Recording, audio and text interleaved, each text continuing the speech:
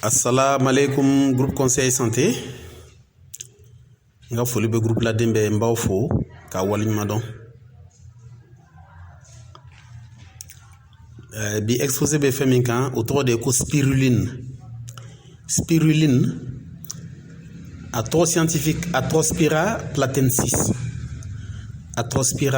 platensis ou à taux scientifique spiruline yere mu fende et spiruline ye balo de mais balo min do ani balo to te kelen dakamana fen do fen bado fen min bɔra an fɛ farafinna yan mais duɲɛ bɛɛ b'a dɔn bi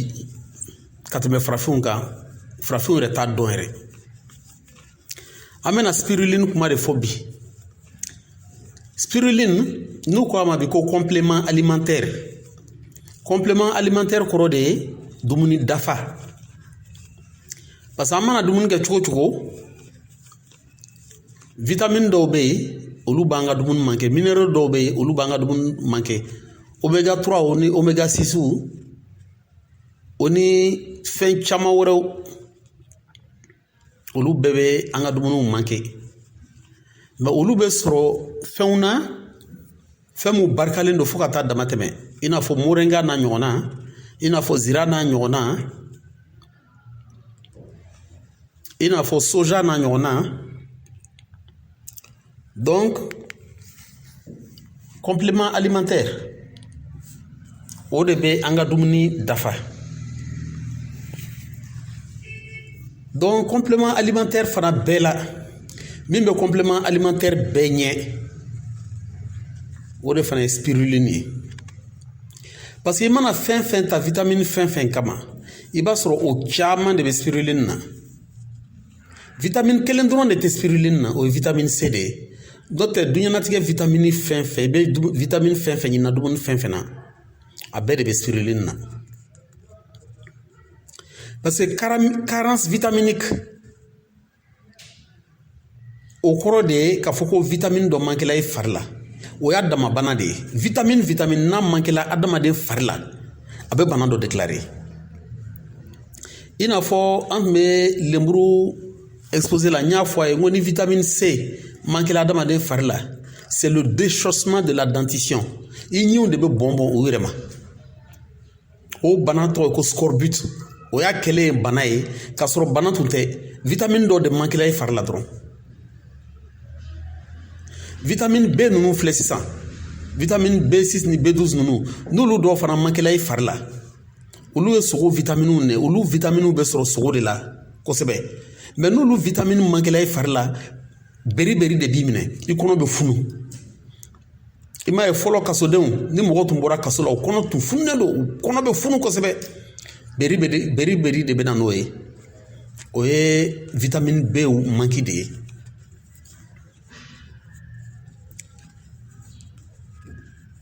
mais sisan spiruline vitamine ninnu bɛɛ de bɛ ale la a caman yɛrɛ fana minɛ i mana fɔ ko vitamine fɛn fɛn bɛ fɛn fɛn na i b'a sɔrɔ spiruline ta ka ca n'o ye siɲɛ 4 walima siɲɛ 10 walima siɲɛ 20 yɛrɛ n delila k'a fɔ a ye ko la reine des vitamines o tun bɛ fɛn min wele ko la reine des vitamines c'est le germe de blé alikama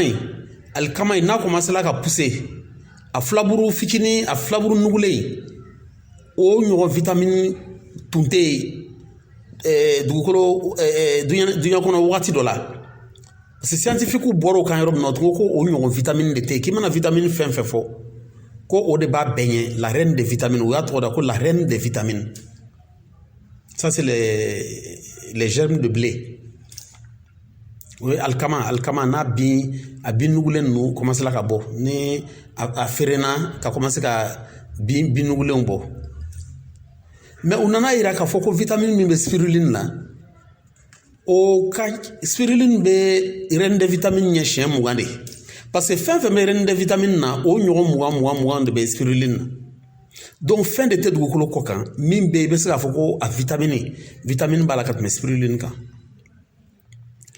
donc spiruline dumuni do mais fura do Oui, parce que mɔgɔ min yɛrɛ ye médecine moderne inventé mɔgɔ min yɛrɛ ye dɔgɔtɔrɔya yɛrɛ kalan inventé Hippocrate a ko i ka dumuni i jija i ka dumuni ka k'i ka fura ye i ka fura fana ka k'i ka dumuni ye ale ka jate yɛrɛ la k'i to dumuni ɲuman kan k'i to dumuni ɲuman kan i man kan ka bana mais n'a fɔra dumuni ɲuman o t'anw ka dumuni ninnu ye dɛ ka tuluba k'a la ka kɔgɔba k'a la ka sogoba dun don o don o tɛ dumuni duman ye n'ale ko dumuni duman dumuni min bɛ se ka mɔgɔ kɛnɛya fɛn kɛnɛw ka caya i ka dumuni na ka tɛmɛ fɛn tobilenw kan bon spiruline yɛrɛ ye mun fɛn de ye yirisun don wa ou bien sogo don wa ou bien fɛn jumɛn don spiruline ye fɛn ye min tɛ yirimafɛnw fɛ a tɛ sogomafɛnw fɛ a bɛ yirimafɛnw ni sogomafɛnw de cɛ c'est entre le végétal et l'animal. C'est en juxtaposition entre le végétal et l'animal. C'est des cyanobactéries, des micro-algues. C'est des micro-algues. Ale ni algues ton nun te kele parce que algues abe fo mi ko algues fin do be pousser ji sans fait mais ulu flabou lamando mais ale be bo ji de sans fait mais ni na le be i ba ji be ke vertier mais faut eta sans fait de ji be ke vertier mais o ba che chogo mi o be na ni temew de teme fini lama teme ni lo lama no nyo ina fo ubo de do ji verti na ni o do ji verti na dro ka labo i ba e adege lama me to fegen kono adegɛlama bɛ to tɛmɛ in kɔnɔ degɛlama u b'o de kɛ ɲɔgɔn kan ka t'o de ja tile la sisan n'a jara tile la sisan a kɛra dumuni ye donc a ka ca san 60 ye sisan tubabu dɔw de yalatɔ tubabukɛ n'a muso i y'a dɔn aventure ka di tubabu ye ko mɔgɔ ni tagamana n'i ma fɛn sɔrɔ i na fɛn dɔn i na ko dɔn donc tubabu ninnu de taara bɔ ni mɔgɔ ninnu kan Tchad yɔrɔ dɔ la funteni bɛ yɔrɔ min na fo ka taa dama tɛmɛ adamaden yɛrɛ balo ka gɛlɛn parce que bin tɛ yen foyi tɛ a désert lama don mais u ɲɛ b'a la mɔgɔ ninnu sigilen bɛ yen mais u bɛ balo cogo di u ɲɛ b'a la u bɛ to ka spiruline de bɔ ji la ka to k'a ja k'a dun u ka dumuni o dɔrɔn de olu yɛrɛ dabali banna u ko nin ye mun fɛn ye donc u y'a ye u bɛ gâteau kɛ n'a ye u bɛ fɛnw kɛ n'a ye u b'a ni ɲɔ ni fɛnw ɲagami olu gɛrɛl'u la u y'a nɛnɛ u y'a fɔ ko nin ye dumuni barikama de ye donc u y'a dɔ ta sisan ka taa n'a ye Faransi ka taa tester laboratoire la u y'a ye kabakomafɛn don adamaden farisogo bɛ vitamine fɛn fɛn na a bɛɛ bɛ nin na a bɛɛ bɛ spiruline nin na Tchad mɔgɔw yɛrɛ olu bɛ spiruline wele de ko dihe voilà dihe a bɛ bɔ u ka ji dɔ de la ko lac Tchad. Donc depuis communauté scientifique y'a dɔn k'a fɔ ko nin fɛn nin dumuni ni ɲɔgɔn tɛ dugukolo dumuni si la donc u wulila ka taa a si ta lac Tchad la ka développer duɲɛ yɔrɔ bɛɛ la sisan u b'a kɛ bassinw na u b'a a baara kɛ bassinw na i n'a fɔ piscine belebelebaw u b'olu de kɛ u bɛ a si in k'a kɔnɔ maintenant u bɛ to ka fɛn dɔw k'a la produit dɔw k'a la maintenant ji fana bɛ to ka tourner i n'a fɔ ni jɛgɛ bɛ ji la ji ka to ka munumunu cogo min na pour que ka ji oxygéné quoi voilà donc u y'o kɛ a nana sanga sɔrɔ duɲɛ yɔrɔ bɛɛ bi in na mɔgɔ min bɛ spiruline produit ka tɛmɛ duɲɛ mɔgɔ bɛɛ kan o ye chinois de ye n'i ye spiruline 100 ta a 50 a bɛ dilan Chine de donc u nana ye k'a fɔ ni adamaden ni banana sisan ni bana y'i minɛ a b'i farisogo affaibli de bana mana adamaden minɛ a b'i farisogo fɛgɛya de donc o kosɔn sisan ni bana fɛn fɛn b'i la farajɛla u bɛ spiruline fara i kun walasa i k'i yɛrɛ dɛmɛ n'a ye farisogo ka fanga sɔrɔ ka lutter contre la maladie.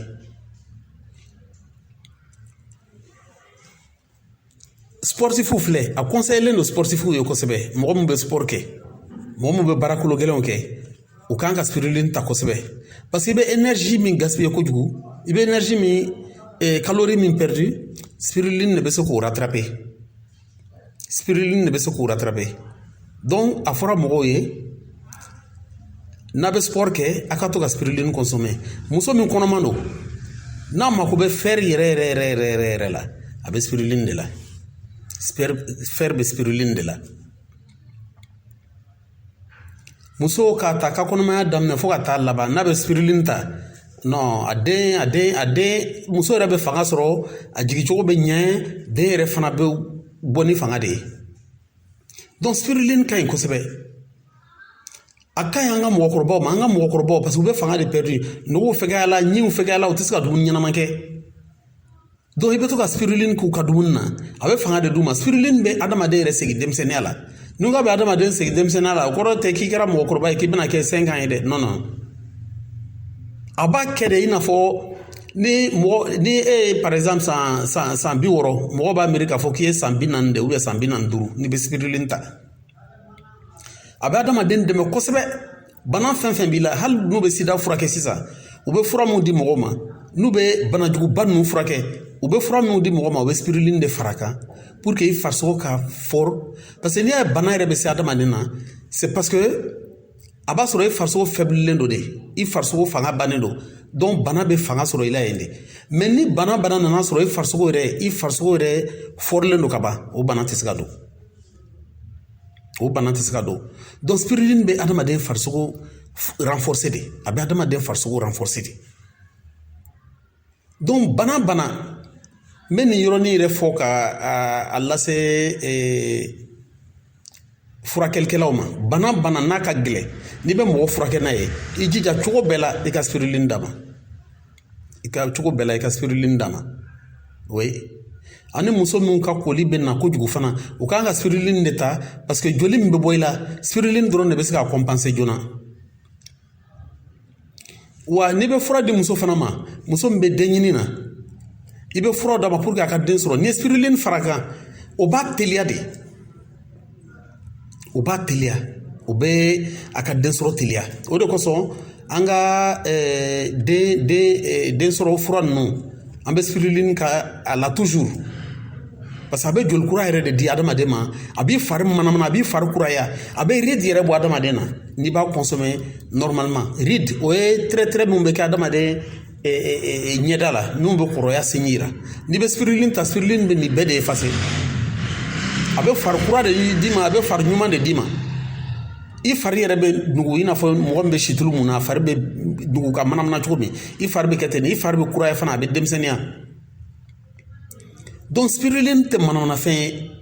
a bɛ adamaden ɲiw renforcer a bɛ ɲi sigi a bɛ kunsigi fana mɔgɔ min kunsigi bɛ kari n'i bɛ spiruline min i bɛ spiruline don a bɛ kunsigi fana renforcer i kunsigi tɛ kari i kunsigi fana bɛ fin ka ɲɛ hali i sɔnni a bɛ sɔnniw bɛɛ de ja ka ɲɛ sɔnniw bɛ ja sɔnniw bɛ pousser ka ɲɛ a bɛ golo yɛrɛ fana adamaden golo fana fortifier donc spiruline bɛ fanga de di adamaden ma a bɛ fanga ni barika yɛrɛ de di adamaden ma mais spiruline bɛ bɔ an fɛ yan farafinna de mais an t'a dɔn bi spiruline kɛra pharmacie fura ye n'i bɛ fɛ ka spiruline sɔrɔ bi i bɛ taa pharmacie la i b'a fɔ ko spiruline o b'a d'i ma mais pharmacie fura tun tɛ fura yɛrɛ tun tɛ balo dɔ tun de mais u nana ye balo min don a bɛ balo bɛɛ ɲɛ o de nana kɛ fura ye donc spiruline bɛ anw yɛrɛ fɛ yan an bɛ spiruline di mɔgɔw ma u ka traitement na ni bana gɛlɛn fɛn fɛn bɛ mɔgɔw la an bɛ spiruline d'i ma parce que bana fɛn fɛn ma nin minɛ a bɛ joli dɛsɛ bila i la palu mana juguya i joli bɛ ja furudimi mana juguya joli dɛsɛ b'i minɛ parce que i tɛ se ka dumuni ɲɛnama kɛ tuguni ni tɔnɔgɔ b'i kɔnɔ joli dɛsɛ b'i minɛ bana fɛn fɛn n'i ye bana yɛrɛ bɛ jigila adamaden na c'est parce que a bɛ jouer la i joli de kan mais ni spiruline bɛ yen e bɛ to ka spiruline ta a bɛ farisogo renforcer de ka fɔri ka tɛmɛ bana kan donc bana tɛ se ka fanga sɔrɔ donc an b'a fɔ mɔgɔw bɛɛ ye ni min tɛ spiruline dɔn i k'i jija i k'an ɲininka an ka dɔ fɛ spiruline kan an yɛrɛ b'a feere fana spiruline ye fura de ye bi n'o tɛ dumuni don dɛ a ka di yɛrɛ a gu bɛ komi jɛgɛ fan voilà jɛgɛ fan bɛ cogo min na a kasa yɛrɛ bɛ ten a gu fana bɛ ten mais a couleur ye verti de ye spiruline couleur verti foncé i bɛ verti foncé min dɔn dɛ spiruline couleur bɛ ten de donc spiruline ka ɲi a ka ɲi denmisɛnnin ma a ka ɲi denmisɛnnin croissance ma a ka ɲi hali denmisɛnnin ka intelligence ma denmisɛnnin ka kɛguya a ka ɲi o bɛɛ ma a bɛ denmisɛnnin mɔdiya ka ɲɛ a bɛ fari ɲuman d'a ma muso a ka ɲi musow ma a ka ɲi muso kɔnɔma yɛrɛ ma ka tɛmɛ fɛn bɛɛ kan muso min bɛ sin dira den ma a ka ɲi o de fana ma a ka ɲi cɛkɔrɔbaw ma a ka ɲi musokɔrɔbaw ma parce que a bɛ fanga de d'u ma a bɛ fanga yɛrɛ de d'u ma bon hali cɛya fura ɲumanw spiruline kan ka k'a la parce que spiruline jɔyɔrɔ ye mun ye cɛya furaw la cɛya fura yɛrɛ bɛ baara jumɛn de kɛ parce que cɛya fura filɛ a bɛ hakɛto de a bɛ hakɛto bana ɲɛfɔ don cɛya fura a bɛ joli de farikolo joli fanba a b'o de sama ka taa adamaden cɛ mɔgɔya fan fɛ a bɛ hakɛto donc ça augmente le flux sanguin au niveau de l'appareil génital i y'a faamuya donc a bɛ adamaden yen yɔrɔ o bɛ joli caman de ta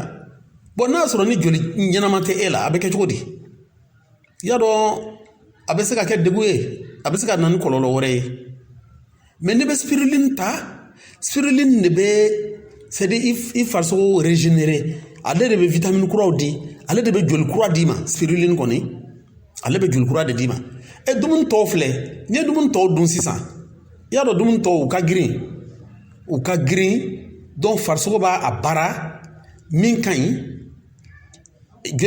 partie min ka ɲi o bɛ kɛ joli ye ka t'i fara mais partie min man ɲi o bɛ bɔ mais spiruline dun ale bɛɛ de ka ɲi farisogo mako bɛ min na o de bɛ taa directement i fari la o de kosɔn spiruline fura barikaman don dɛ mɔgɔ mɔgɔ n'i ye spiruline yɛrɛ gansan tali daminɛ i b'a ye fari bɛ changer farajɛla yɛrɛ mɔgɔw b'a k'u ka salade ninnu na voilà spiruline yɛrɛ gu n bɛna a gu yɛrɛ fɔ aw ye sisan a gu bɛ komi an ka najini ninnu magie les cubes de cuisson là les cubes de cuisson voilà n'an ko ko bamanankan na ko najini a gu yɛrɛ bɛ ten de a gu yɛrɛ bɛ ten de farajɛla mɔgɔ dɔw b'a k'u ka salade ninnu de na n'u ye salade ninnu kɛ u b'a k'a la tuma dɔ i b'u ka sauce vinaigrette dɔw ye vinaigrette dɔ mais a couleur ye vert ye vert foncé ye dɔw yɛrɛ tɛ spiruline de b'a la a bɛ voilà najini gu bɛ cogo o cogo a bɛ ten de mais pourtant n'a bɛ bɔ sisan kɔgɔ wɛrɛ t'a la najini t'a la foyi t'a la mais a yɛrɛ de gu bɛ ten maintenant jɛgɛ kasa de b'a kɔ a couleur ye vert ye o de ye spiruline ye a bɛ fanga a bɛ barika yɛrɛ de di adamaden ma donc nin ye spiruline ye k'a fɔ aw ye min tun tɛ spiruline dɔn pour que u ka se k'a dɔn parce que ninnu ye fɛnw ye an ka kan ka fɛn mun développer an fɛ farafinna yan parce que ça lutte contre la malnutrition hali u bɛ fɛngɛ mun kɛ u bɛ denmisɛnnin dumuni ni fɛn mun kɛ i n'a fɔ ni kɔngɔ bɛ jamana minnu na n'u bɛ t'u dɛmɛ sisan denmisɛnnin dumuni ni fɛn mun bɛ dilan nin u bɛ spiruline k'a la pour que ka fanga di denmisɛnninw ma joona spiruline bɛ sogo remplacer a bɛ jɛgɛ remplacer a bɛ fɛn bɛɛ remplacer mais n y'a fɔ aw ye cogo min fɛn kelen dɔrɔn pe min tɛ spiruline na o ye vitamine C de ye donc n'i bɛ spiruline ta i bɛ to ka vitamine C mafɛnw ta min ye lemuru ye min ye mandarine ye ou bien min ye lemurukumu ye voilà ou bien min ye hali zira ye bon ni vraiment a ka ɲi adamaden ma kosɛbɛ donc nin ye spiruline ye k'a fɔ aw ye ni mɔgɔ min bɛ renseignement kɔ u bɛ se ka u bɛ se k'an ɲininka fana